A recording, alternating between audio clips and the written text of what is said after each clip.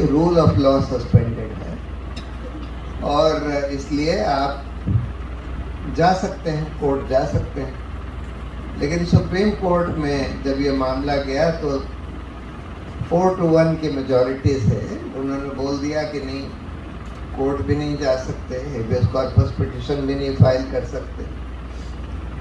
तो ये डर का माहौल था उस समय इमरजेंसी के दौरान, जिसके चलते हुए सुप्रीम कोर्ट भी डर गया।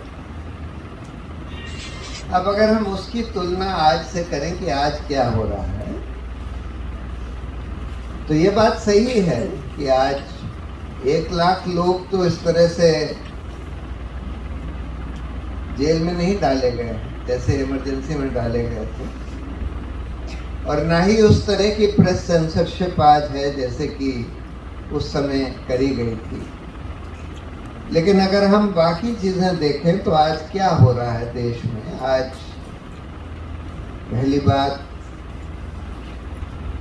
खुलेआम सरकार, उसके पिट्ठू, उसकी जो गोदी मीडिया जिसको कहते हैं, क्योंकि जो मेन स्ट्रीम मीडिया है उसको सरकार के कब्जे में कर लिया गया है, उससे खुलेआम रोज़ मुसलमानों के खिलाफ, क्रिश्चियंस के खिलाफ, अल्पसंख्यकों के खिलाफ रोज़ प्रचार होता है। भद्दी भद्दी चीज़ उनके बारे में कही जाती हैं। कहा जाता है कि मुसलमान तो सब टेररिस्ट होते हैं।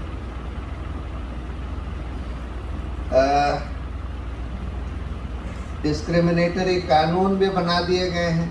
सिटीजनशिप अमेंडमेंट एक्ट बिल्कुल मुसलमानों के खिलाफ डिस्क्रिमिनेटरी कानून है, जो ये कहता है कि जो कोई नॉन मुस्लिम होगा, अगर वो पाकिस्तान, बांग्लादेश या अफ़गानिस्तान से रिलीजियस परसिक्यूशन के वजह से हिंदुस्तान आया है, उसको तो सिटीजनशिप दे दी जाएगी।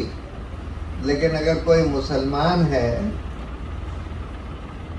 उसको नहीं दी जाएगी, तो चाहे वो उसी वजह से आया हो।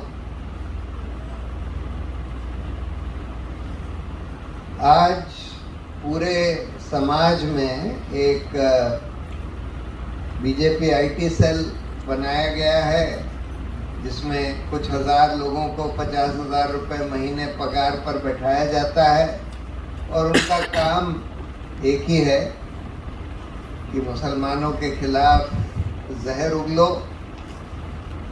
और झूठा प्रचार करो, हर तरह का झूठा प्रचार, चाहे मुसलमानों के खिलाफ हो, ईसाइयों के खिलाफ हो, चाहे वो सरकार का ढोल बजाने का प्रचार हो, लेकिन सब झूठा, सारा झूठा प्रचार जो है, पूरा एक झूठ का प्रचार तंत्र बना दिया गया है। और उस आईटी सेल से फिर जो सारा हमारा गोदी मीडिया है और पूरा सरकारी तंत्र उसमें उस झूठ को फैलाने में लगा रहता है। यहाँ तक कि,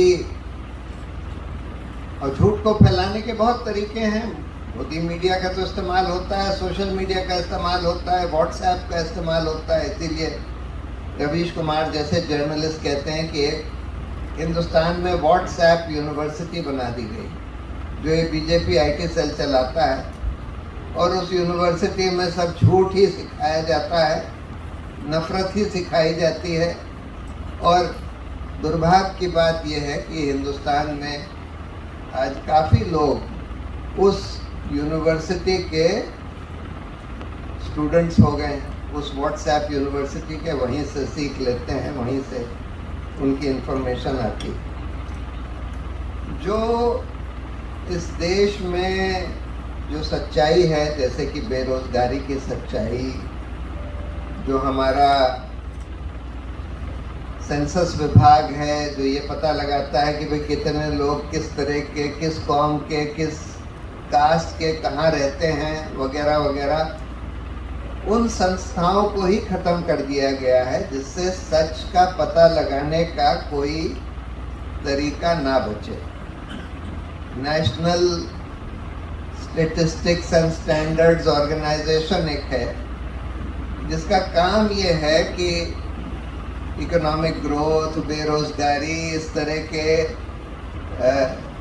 चीज़ों पर देश को बताए, सरकार को बताए कि भाई क्या हो रहा है, आज बेरोजगारी कहाँ तक पहुँची है, किस तरह के लोग बेरोजगार हैं, किस कौम के लोग कितने ज़्यादा हैं, वगैरह वगैरह। लेकिन उस NSSO को करीब करीब ख़त्म कर दिया गया है, उनको अब काम नहीं करने दिया जा रहा। उसी तरह से सेंसस ऑर्गेनाइजेशन, हर 10 साल में सेंसस होना चाहिए, 2021 में होना चाहिए था, लेकिन 2021 से अब 4.5 साल निकल गए, अभी तक सेंसस की शुरुआत ही नहीं करी है, नए सेंसस। एक अनसाइंटिफिक टेम्पर को प्रमोट किया जा रहा है, सुपरस्टिशन को प्रमोट किया जा रहा है। ये जो फ्रॉड बाबा हैं, बाबा लोग, गुरु लोग जिनको कहते हैं, जो कि कई तो रेपिस्ट होते हैं, मर्डरर्स होते हैं, कईयों को तो कोर्ट ने कन्विक्ट कर दिया रेप और मर्डर के लिए।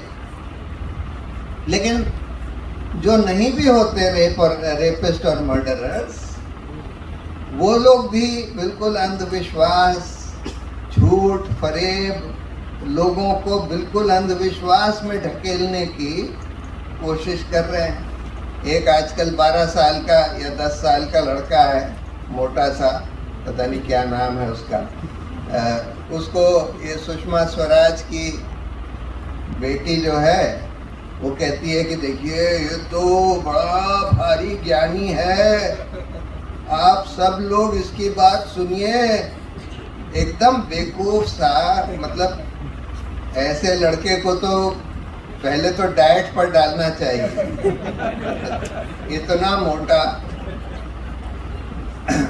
अब हाँ वही है, हाँ बॉडी शेम की बात नहीं है। देखिए प्रॉब्लम ये है कि हाँ हेल्थ की बात कि आप बच्चों को गुरु बना कर ऐसा, मतलब तो हमको तो मतलब शर्म आती है कि ये बांसुरी स्वराज जो सुषमा स्वराज की बेटी है, वकील भी थी, ऐसी ऐसी बातें ऐसे ऐसे लोगों को प्रमोट कर रही है कि भाई ये हमारे गुरु हैं, ये आपको बहुत ज्ञान देंगे।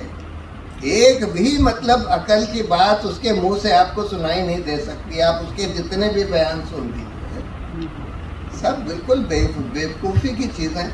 इन सब चीज़ों को, इस तरह के फ्रॉड बाबाओं को, कितने ही फ्रॉड बाबा हैं, मतलब आज एक नहीं दो नहीं, ये सदगुरु ये भी बिल्कुल फ्रॉड आदमी है, बस अंग्रेजी बोलता है। इतने सारे फ्रॉड आजकल, और ये सारा के सारा तंत्र इन फ्रॉड गुरुओं को, बाबाओं को प्रमोट करने में लगा हुआ है। क्यों? क्योंकि वो लोग इनका पॉलिटिकल समर्थन करते हैं। अब इस आसाराम को या दूसरा जो है वो राम रहीम, बार बार पेरोल क्यों दे रही है सरकार? इन्हीं की सरकार दे रही है, 10 बार 20 बार, और जैसे ही चुनाव आता है धड़ से पेरोल मिल जाती है, जिससे वो जाकर भाजपा का प्रचार कर सके। तो प्रधानमंत्री जो हैं वो ऐसी ऐसी उल जलूल बातें करते हैं। कहते हैं कि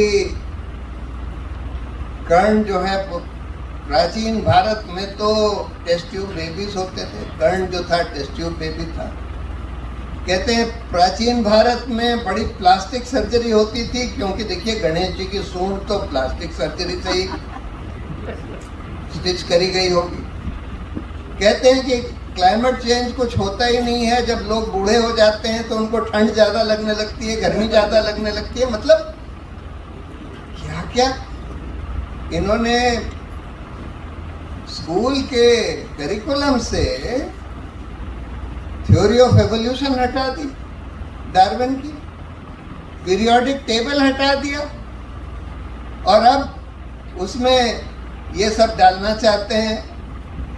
ये जो तारे देखकर लोग आपका वो बताते हैं, एस्ट्रोलॉजी वगैरह डालना चाहते हैं। यानी कि बिल्कुल साइंटिफिक टेम्पर को, साइंस को, क्रिटिकल थिंकिंग को, रीजन को ही खत्म करने की कोशिश है, जिससे कि लोग जो हैं कुछ समझ ही ना पाए, कुछ सोच ही ना पाए, बस अंधभक्त बने रहें। ये पूरा कोशिश है और इसकी वजह से देश को पूरा बर्बाद किया जा रहा है। दूसरी तरफ कानून का राज ही खत्म कर रहे हैं कि खुली छूट मॉब लिंचर्स को कि अगर मुसलमान को तुम सड़क पर पीट रहे हो, ट्रेन में पकड़कर पीट रहे हो, पीट कर जान से मार देते हो, तो तुम्हें खुली छूट है, किसी के नाम पर भी करो। चाहे ये बोल दो कि भाई मुसलमान ही है, चाहे ये बोल दो कि ये बीफ खा रहा है, चाहे ये बोल दो कि ये लव जिहाद कर रहा है, खुली छूट है। और सारी पुलिस जो है बिल्कुल खड़ी रहेगी, देखती रहेगी, क्योंकि उनको पता है कि जो उनके ऊपर सरकार बैठी है वो यही चाहती है कि यहाँ पर कानून का राज ही ना रहे। जिस मुसलमान के खिलाफ कुछ भी आप एलिगेशन लगा दें, आप कहते हैं कि प्रोसेशन जा रहा था, उसने थूक दिया, उसका आप घर बुलडोज कर देते हैं। पहली बात तो अगर उसने थूक भी दिया तो किसको अधिकार है घर बुलडोज करने का? दूसरी बात, थूकने का प्रूफ किसने किया? ट्रायल तो कोई हुई नहीं। ये चीफ मिनिस्टर्स वगैरह जो भाजपा के हैं वो इसमें बड़ा गर्व महसूस करते हैं कि हम तो बुलडोजर राज चला रहे हैं, जिसका चाहे हम घर तोड़ देंगे। कानून के राज की धज्जियां उड़ाई जा रही। इतने सारे हमारे अच्छे मानवाधिकार कार्यकर्ता, चाहे वो दिल्ली राइट्स के केस में उनको बंद करके रखा हुआ है 5-5, 6-6 साल से, ट्रायल भी नहीं शुरू करी, लेकिन उनके खिलाफ UAPA वगैरह लगा के उनको बेल भी नहीं दी जा रही। भीमा कोरेगांव में मतलब हिंदुस्तान के सबसे बढ़िया मानव अधिकार कार्यकर्ता, उन लोगों को आपने 5-5, 6-6 साल से बगैर ट्रायल के जेल में रखा हुआ। और सोशल मीडिया पर इनके जो लोग हैं, इनके नुमाइंदे जो हैं, वो अगर कोई सरकार के खिलाफ कुछ बोले तो उसको भद्दी गालियां, रेप की थ्रेट्स, मर्डर करने की थ्रेट्स ये देते हैं। मतलब पूरा जो एक कल्चर है, सिविलाइजेशनल वैल्यूज हैं, मतलब ये तो एक मिनिमल वैल्यू होती है कि आप अगर जरा भी सिविलाइज्ड हैं तो आप इस तरह की भद्दी गाली नहीं देंगे। लेकिन एक भद्दी गाली, रेप, मर्डर के थ्रेट्स वगैरह का पूरा कल्चर प्रमोट कर दिया गया है। तो साइंटिफिक टेम्पर को तो खत्म ही किया जा रहा है, रूल ऑफ लॉ को खत्म किया जा रहा है, कल्चर को ही खत्म कर दिया जा रहा है, सिविलाइजेशन को ही खत्म कर दिया जा रहा है। ये सब इमरजेंसी में नहीं हुआ था। 75 की जो इमरजेंसी थी उसमें ये सब नहीं था। लोगों को अरेस्ट किया था, 1 लाख लोगों को अरेस्ट किया था, प्रेस सेंसरशिप भी इंपोज करी थी, बहुत गलत था। लेकिन ये सब नहीं हो रहा था जो आज हो रहा है। सारे इंस्टीट्यूशंस जो कि संविधान ने बनाए हमारे लोकतंत्र की रक्षा के लिए, मौलिक अधिकारों की रक्षा के लिए, सबको ध्वस्त किया जा रहा है। एक एक करके सारे इंस्टीट्यूशंस को ध्वस्त किया जा रहा है। न्यायपालिका को ले लीजिए। न्यायपालिका का काम है कि हमारे मौलिक अधिकारों की रक्षा करे और हमारे कार्यपालिका और विधायिका को अपने दायरे में रखे, संविधान की रक्षा करे। लेकिन आज अगर हम ये देखें कि न्यायपालिका इसमें कितना सफल हो रही है, अभी आनंद याग्निक आपको बता कर गया कि न्यायपालिका क्या कर रही है, क्या हो रहा है, क्या मौलिक अधिकारों की रक्षा कर रही है? अधिकतर नहीं। क्या कार्यपालिका को अपने दायरे में रख रही है? बुलडोजर पर एक अच्छा जजमेंट जरूर दिया, लेकिन उस जजमेंट का उल्लंघन रोज हो रहा है और जो लोग उस जजमेंट का उल्लंघन कर रहे हैं उनके खिलाफ कंटेम्प्ट ऑफ कोर्ट नहीं चलाया जा रहा, जिसकी वजह से ये सब चलता जा रहा है। तो हम देखते हैं कि न्यायपालिका की जो स्वतंत्रता है आज बहुत कम रह गई। ये मैं नहीं कहता कि कोई भी जज ऐसे नहीं है सुप्रीम कोर्ट में या हाई कोर्ट्स में जो मौलिक अधिकारों की रक्षा नहीं कर रहे हैं। अभी भी कुछ अच्छे जज हैं जो कि कोशिश अपने आप पूरी कर रहे हैं कि भाई मौलिक अधिकारों की रक्षा करी जाए, संविधान की रक्षा करी जाए, लेकिन अधिकतर ये नहीं हो रहा। और ये क्यों हो गया? आज जो न्यायपालिका की स्वतंत्रता जो है अपने बिल्कुल निचले स्तर पर, इमरजेंसी में भी इतना बुरा हाल नहीं था न्यायपालिका का जितना आज हो गया। इमरजेंसी में भी 10 हाई कोर्ट खड़े हो गए थे, सुप्रीम कोर्ट रह गया था, लेकिन 10 हाई कोर्ट खड़े थे। लेकिन आज हम देख रहे हैं कि हाई कोर्ट और सुप्रीम कोर्ट सारी जगह ही कानून का राज नहीं चल रहा, मौलिक अधिकार नहीं, उनकी रक्षा नहीं हो रही। क्यों ऐसा हुआ? उसके कई कारण।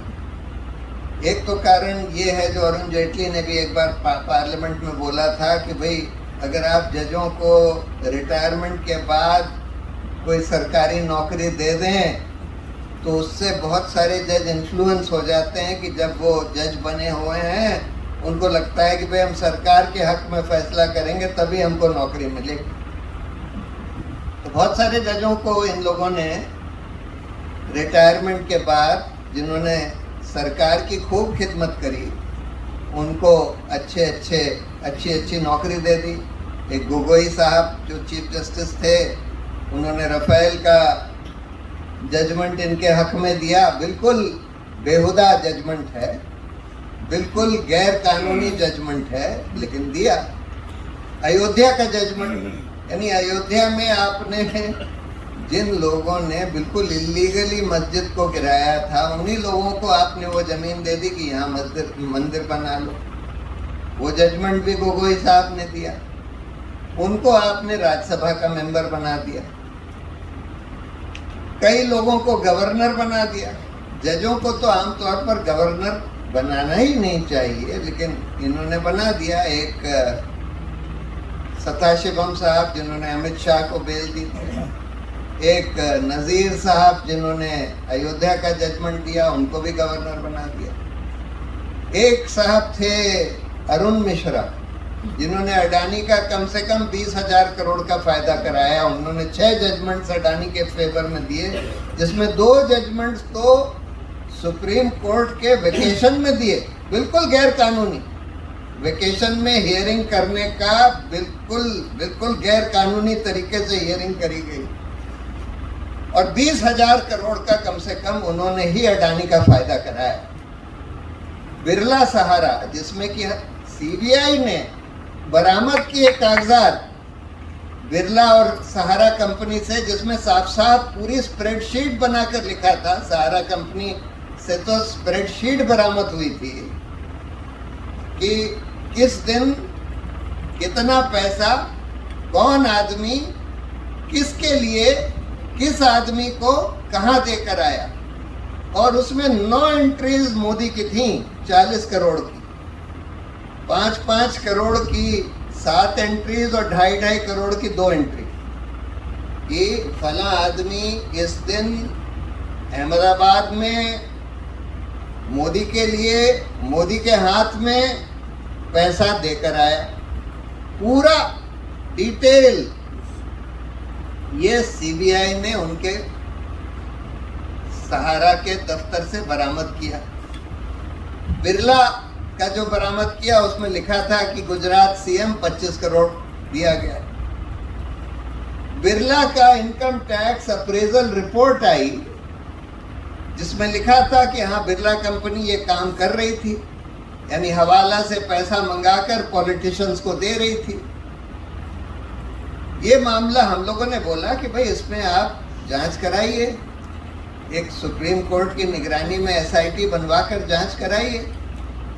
मामला गया अरुण मिश्रा जी के सामने। अरुण मिश्रा ने बोला ये तो लूज पेपर्स हैं, इसके बेसिस पर कोई जांच नहीं हो सकती। लूज पेपर्स के बेसिस पर कोई, इतना डिटेल लेकिन कोई जांच नहीं हो सकती।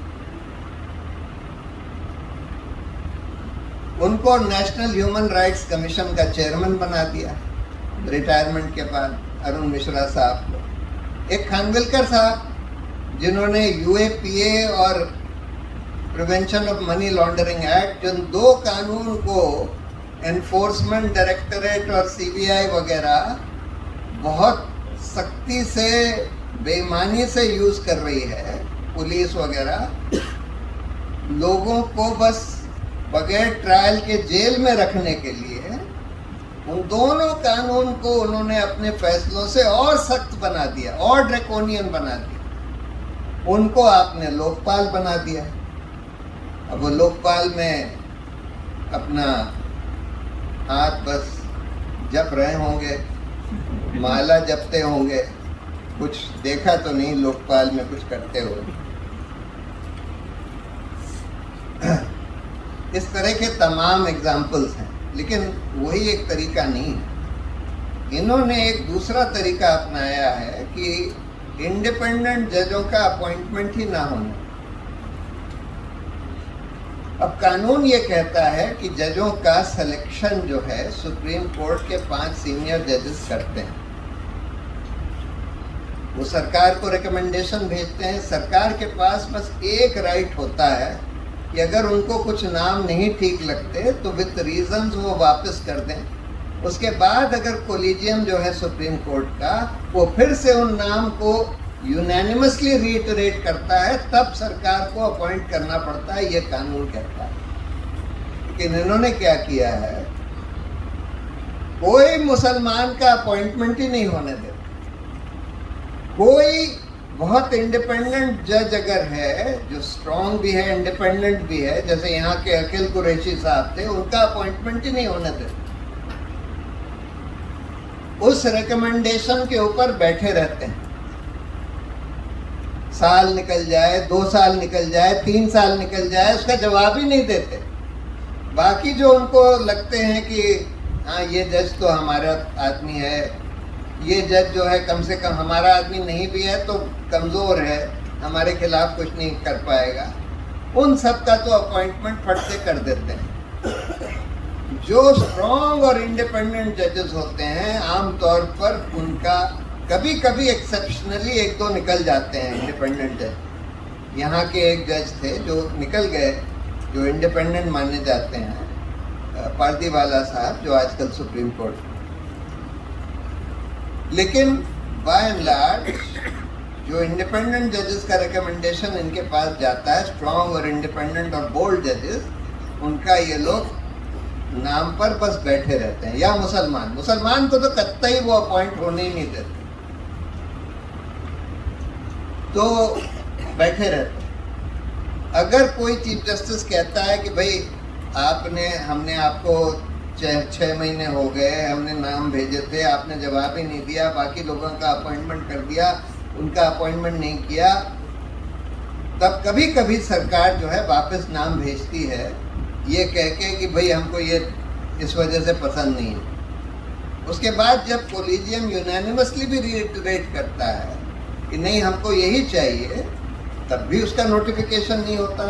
दर्जनों ऐसे जज हैं जिनका कोलिजियम यूनैनिमसली रिइटरेट कर चुका है, लेकिन फिर भी उनका अपॉइंटमेंट नहीं किया गया। अब कायदे से ऐसे में सुप्रीम कोर्ट को या तो लॉ मिनिस्टर या प्राइम मिनिस्टर के खिलाफ कंटेम्प्ट चलाना चाहिए, या फिर ये कह देना चाहिए कि अगर 3 महीने के अंदर सरकार नाम वापस नहीं भेजती है तो मान लिया जाएगा कि सरकार को कोई आपत्ति नहीं है और उनका अपॉइंटमेंट वैसे ही कर दिया जाएगा।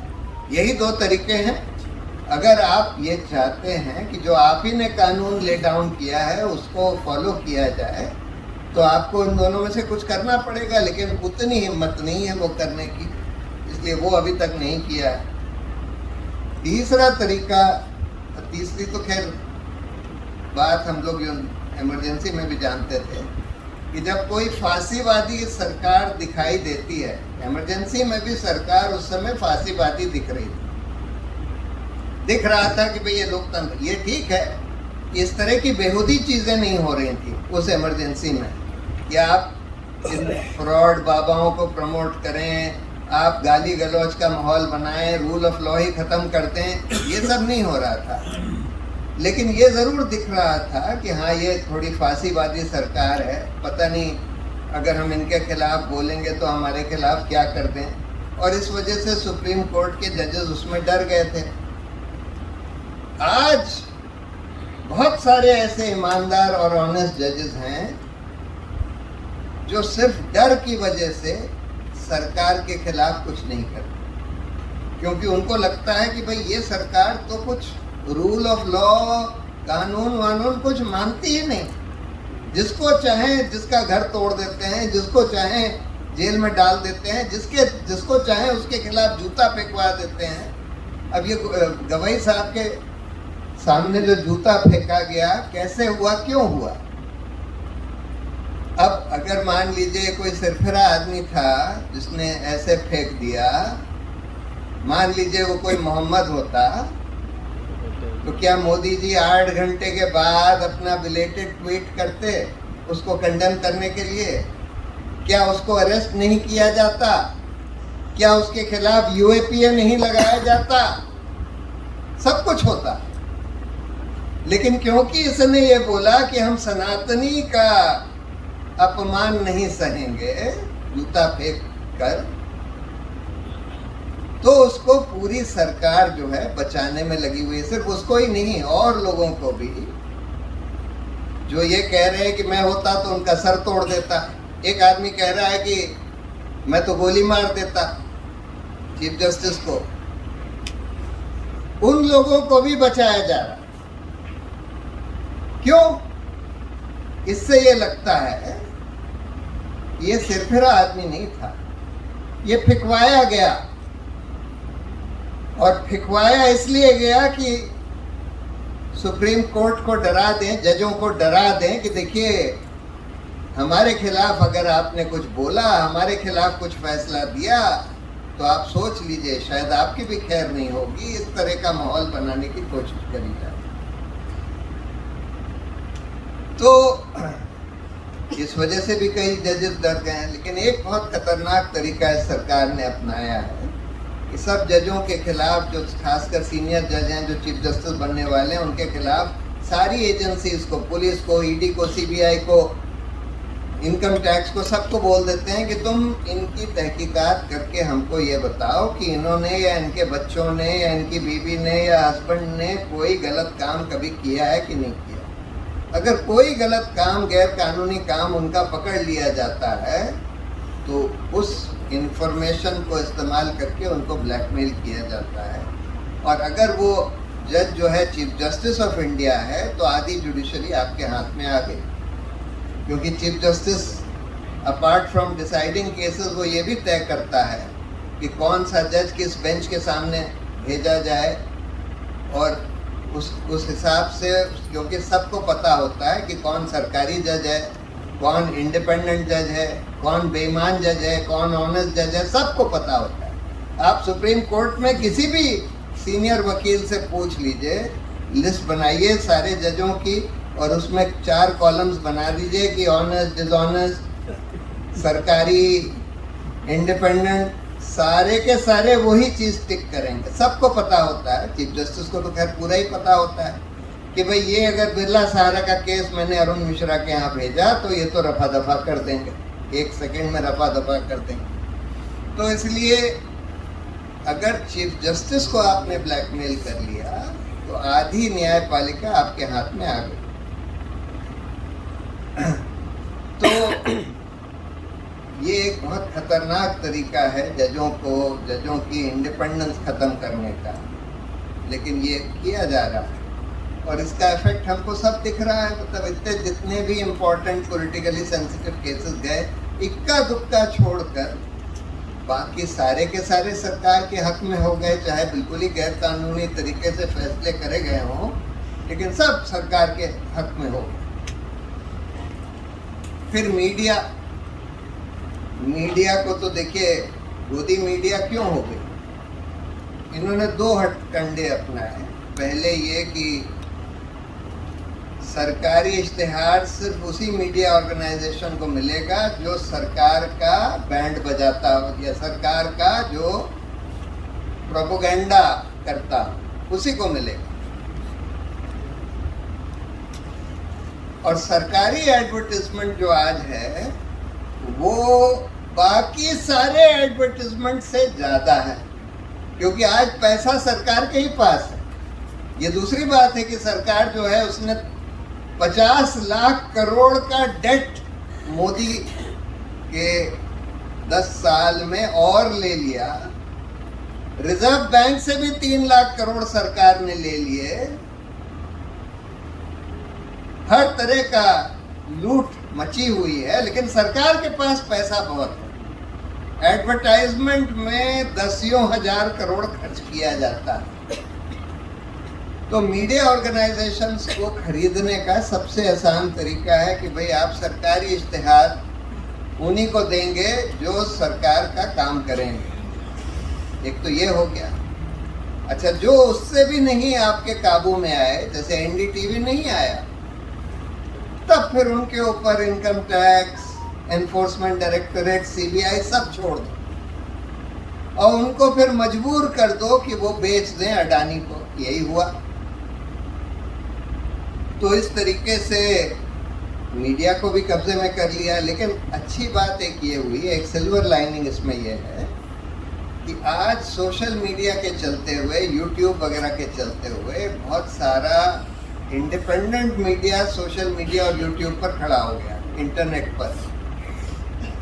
और ये जो इंडिपेंडेंट मीडिया है, शायद इसको अब ज़्यादा लोग देखते हैं, क्योंकि इस फ़ोन पर आप सब देख सकते हैं, सबके पास फ़ोन आ गया है। तो आज लोग टीवी और अखबार वगैरह कम पढ़ते हैं, फ़ोन पर ही न्यूज़ पढ़ लेते हैं। और फ़ोन पर जो अल्टरनेट मीडिया है, शायद इसका दबदबा ज़्यादा है। अब सरकार इससे बहुत परेशान है। पिछली बार 24 के चुनाव में एक बहुत बड़ा कारण भाजपा की मेजॉरिटी ना आने का यही था कि भाई जो अल्टरनेट मीडिया है ये ज़्यादातर सरकार के खिलाफ है। तो ये एक बहुत अच्छा डेवलपमेंट हुआ है। सरकार इनको भी अपने कब्जे में करने की कोशिश कर रही है, हर तरह के हथकंडे अपनाने की कोशिश कर रही है। Income tax, information technology act का इस्तेमाल करते हैं। एक ब्रॉडकास्ट बिल ले आए हैं, उसका भी इस्तेमाल होगा। एक डेटा प्रोटेक्शन बिल ले आए हैं, उसका भी इस्तेमाल होगा। डेटा प्रोटेक्शन बिल में तो ये बोला है किसी आदमी का नाम लेने से पहले आप उसकी कंसेंट लेंगे। यानी कि आप मान लीजिए कहना चाहते हैं कि भाई इस आदमी ने खूब भ्रष्टाचार किया, इस मंत्री ने, तो आप पहले उसकी परमिशन लीजिए कि भाई हम तुम्हारे बारे में ये लिख दें। जब वो परमिशन देगा तभी आप लिख पाएंगे, नहीं तो ये जुर्म हो जाएगा, अपराध हो जाएगा। ये ऐसा कानून लाए डेटा प्रोटेक्शन लॉ। तो इस तरह से मीडिया को भी कब्जे में कर। पार्लियामेंट का क्या हाल कर दिया देखिए।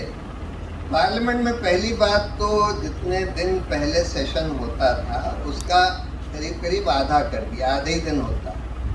दूसरा, उन आधे दिन में भी उसका आधा टाइम सिर्फ शोर शराबे एडजर्नमेंट में निकल जा रहा है, आधे से ज़्यादा टाइम थोड़े से दिन कुछ डिस्कशन होता है। वो डिस्कशन भी स्पीकर और वाइस प्रेसिडेंट कहता है कि भाई ऑपोजिशन जो डिस्कशन चाहता है वो तो हम होने नहीं देंगे, आप तो उसकी बात ही मत करिए। जो डिस्कशन सरकार चाहती है वही डिस्कशन आज हो पाएगा।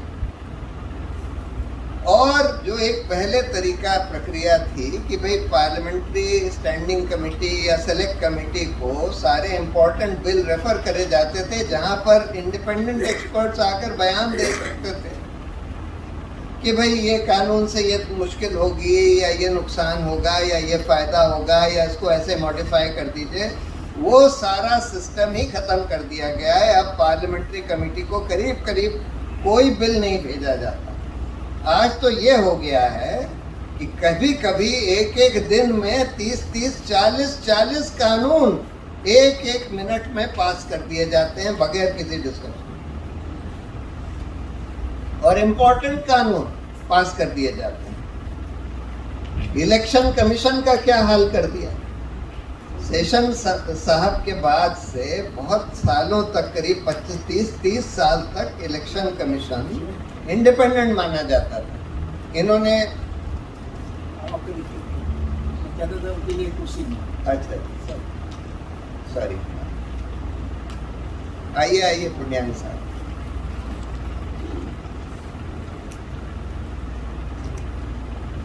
तो इलेक्शन कमीशन का क्या हाल कर दिया। इलेक्शन कमीशन आज सरकारी तोता माना जाता है कि जो सरकार चाहे बिल्कुल वही करेगा। यानी कि इलेक्शन कमीशन के हेडक्वार्टर में जैसे बीजेपी का आईटी सेल बैठा है और वो इलेक्शन कमीशन के सारे एक्शंस वहां से डायरेक्ट कर रहा है, उस तरह का इलेक्शन कमीशन बना दिया। डेट्स जो है चुनाव की सरकार तय करती है, इलेक्शन कमीशन नहीं तय करता। मॉडल कोड ऑफ कॉन्डक्ट सिर्फ ऑपोजिशन के खिलाफ एनफोर्स किया जाता है, सरकारी नेताओं के खिलाफ नहीं किया जाता।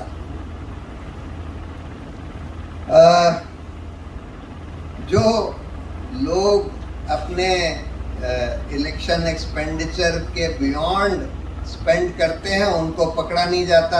1 करोड़ की लिमिट है, लोग 50-50, 100-100 करोड़ खर्च कर रहे हैं, पकड़ा नहीं जाता। जो ये अभी बिहार के चुनाव के पहले मोदी जी ने और नीतीश ने 10-10 हजार रुपए जस्ट वन टाइम पेमेंट, कोई पॉलिसी नहीं कुछ नहीं, बस वन टाइम पेमेंट होगा चुनाव के जस्ट पहले। कितने लोगों को? 1 करोड़ से ज्यादा महिलाओं को, 1.2 करोड़, 1.21 करोड़, यानी कि 5 करोड़ फैमिलीज, यानी कि more than 50% of the electorate वो आपने इफेक्टिवली 10-10 हजार रुपए की घूस दे दी। अब घूस देना तो करप्ट प्रैक्टिस है हमारे कानून, इसको रोकना इलेक्शन कमीशन का काम है, लेकिन वो कुछ भी रोकने की कोशिश नहीं करता, कुछ भी ये नहीं कहने की कोशिश करता कि भाई चुनाव के जस्ट पहले आप ऐसे 10-10 हजार रुपए की घूस कैसे दे सकते हैं। और एक और लिया है ये SIR स्पेशल इंटेंसिव रिवीजन। अब इसमें तो वो ये चाहते हैं, पहली बात तो ये है कि कोई ट्रांसपेरेंसी अब वो लोग दिखाई नहीं रहे। कहते हैं कि हम फॉर्म 21 एक होता है जिसमें ये हर पोलिंग ऑफिसर लिखता है कितने लोग आए वोट देने, उनमें से कितने लोगों ने वोट दिया वगैरह वगैरह, उसके डिटेल भी हम सार्वजनिक नहीं करेंगे। कहते हैं जो वीडियो कैमरा के फीड्स हैं, जैसे ये लोग कह देते हैं ना कि 5 बजे तक तो पोलिंग 50% थी, लेकिन 5 बजे पोलिंग खत्म होनी थी, लेकिन फिर रात में इनका जारी होता है 12 बजे या अगले दिन कि नहीं जी यहाँ तो पोलिंग 70% हो गई। अब लोग देखना चाहते हैं कि भाई क्या हुआ, 50% से 70% कैसे हो गई। तो वहाँ का CCTV कैमरे का फुटेज दीजिए, देखें तो कि क्या इतनी भीड़ थी। ये तो कानून कहता है कि भाई जो लोग 5 बजे लाइन में खड़े हो गए उन लोगों को वोट देने दिया जाएगा। तो क्या 500 लोग खड़े हो गए, 200 लोग खड़े हो गए? CCTV को कहते हैं नहीं, इससे तो महिलाओं का, हमारी महिलाओं का, हमारी बहनों का अपमान हो जाएगा। मतलब ये इलेक्शन कमीशन कह रहा है। वो चाहते हैं कि इस स्पेशल इंटेंसिव रिवीजन के जरिए जिसका चाहे नाम हटा दें वोटर्स लिस्ट से, जिसका चाहे नाम जोड़ दें। एक एक आदमी के 10-10 नाम डाल दें, हर कंस्टिट्यूएंसी में उसी आदमी का नाम डाल दें और जिसका चाहे हटा दें, ये कह के कि भाई ये तो फॉरेनर है, ये जो है। इस तरह की आर्बिट्ररी पावर वो मांग रहे हैं, ये स्पेशल इंटेंसिव रिवीजन के नाम पर। यानी जब इन्होंने पहले ड्राफ्ट रोल बनाई बिहार की, जिसमें 65 लाख लोगों के नाम उड़ा दिए, तो किन लोगों के नाम उड़ाए उसकी लिस्ट भी नहीं दे रहे। जब सुप्रीम कोर्ट ने बोला तब दी। अब जब फाइनल इलेक्टोरल रोल आ गई, उसमें भी ये नहीं बता रहे हैं कि भाई अब और कितने लोगों के नाम उड़ा दिए और नए लोगों के किसके नाम ऐड किए, किसके नाम ऐड किए, किसके नाम उड़ा दिए, ये नहीं बता रहे हैं, वो लिस्ट ही नहीं दे रहे। तो इलेक्शन कमीशन की भी ये हाल हो गया। कंट्रोलर एंड ऑडिटर जनरल एक और इम्पोर्टेंट इंस्टीट्यूशन जिसको इसलिए बनाया गया कि जो सरकारी खर्चा होता है उस पर पूरी निगरानी रखे, उसका ऑडिट करे। अब हम देख रहे हैं कि मोदी काल में जब से पिछले 10 साल में सीएजी के ऑडिट जो हैं, खासकर सेंट्रल गवर्नमेंट के, सेंट्रल पीएसयूज के और बीजेपी रूल्ड स्टेट्स के जितने होते थे उससे आधे से भी कम हो गए। और अब उसका देखिए एक उदाहरण कि सरकार का कितना इन्फ्लुएंस हो गया है। सीएजी भी बहुत इंडिपेंडेंट इंस्टीट्यूशन हो गया था, ओवर द इयर्स उसकी इंडिपेंडेंस बढ़ती गई और बहुत इंडिपेंडेंट हो गया था, लेकिन अब हम देख रहे हैं उसकी इंडिपेंडेंस खत्म हो गई। राफेल के ऑडिट में जब हम लोग का सुप्रीम कोर्ट में केस चल रहा था कि भाई इसका इंडिपेंडेंट इन्वेस्टिगेशन होना चाहिए, तो सीएजी का भी ऑडिट चल रहा था। तो सरकार ने एक सील्ड कवर में एक नोट दिया कोर्ट को, जो कि हम लोगों को तो पता, कोर्ट ने दिया भी नहीं वो नोट, लेकिन उन्होंने जजमेंट में उसके कुछ पैराग्राफ्स रिप्रोड्यूस कर दिए। उसमें ये लिखा था कि उस नोट में सरकार ने बोला है कि राफेल का ऑडिट सीएजी ने कर दिया है और वो रिपोर्ट भी पीएसी के पास भेज दी गई है, पब्लिक अकाउंट्स कमेटी के पास। और इस ऑडिट में सीएजी ने प्राइसिंग डिटेल्स हटा दिए। अब तब तक ना तो ऑडिट हुआ था, जब ये नोट दिया गया तब तक ऑडिट भी नहीं हुआ था। तो अब सरकार को पहले से कैसे पता लग गया कि इसमें प्राइसिंग डिटेल्स हटा दिए जाएंगे, लेकिन बाद में जब ऑडिट हुआ तो प्राइसिंग डिटेल्स हटा दिए गए। कभी भी आज तक पूरे देश के इतिहास में कोई भी डिफेंस कॉन्ट्रैक्ट के ऑडिट में प्राइसिंग डिटेल्स हटाए नहीं गए। पहली बार प्राइसिंग डिटेल्स हटा दिए गए। ऑब्वियस है कि सरकार के कहने पर हटा दिए गए और ऑब्वियस है कि सीएजी जो है इंडिपेंडेंट नहीं रह गया। आर्म्ड फोर्सेस का भी ये करते जा रहे हैं कि पहले कभी ऐसा नहीं होता था कि कोई आर्मी चीफ या कोई आर्मी ऑफिसर अपनी वर्दी में जाकर मंदिर में जा रहा है पॉलिटिशियंस के साथ, लेकिन आज हमारे आर्मी चीफ जो हैं इन पॉलिटिशियंस के साथ अपनी यूनिफॉर्म पहन के मंदिरों में जा रहे हैं दिखाने के लिए कि भाई ये सनातनी हिंदू है वगैरह वगैरह। ये सब पहले नहीं होता था। आर्म्ड फोर्सेस का भी पॉलिटिसाइजेशन, कम्युनलाइजेशन किया जा रहा। अभी अभी नेवी चीफ जो थे अरुण प्रकाश जी, उन्होंने एक आर्टिकल लिखा है इसी के ऊपर। उन्होंने लिखा है कि भाई ये बहुत गलत प्रक्रिया शुरू कर दी गई है, बहुत ही गलत तरीका है और ये हमारे आर्म्ड फोर्सेस को वीकेंड कर देगा। वैसे भी जो इन्होंने ये जो एक अग्निवीर वाली योजना निकाली है, उससे भी आर्म्ड फोर्सेस बहुत हमारी वीकेंड हो गई हैं। और ये अब की बार जो ऑपरेशन सिंदूर में ये बात साफ जाहिर हो गई कि सारा हमारा जो पूरा डिफेंस फोर्सेस हैं बहुत वीकेंड हो गई हैं। इकोनॉमिक पॉलिसी, अब देखिए इकोनॉमिक पॉलिसी कैसे, पहले तो चीफ इकोनॉमिक एडवाइज़र होता है गवर्नमेंट का,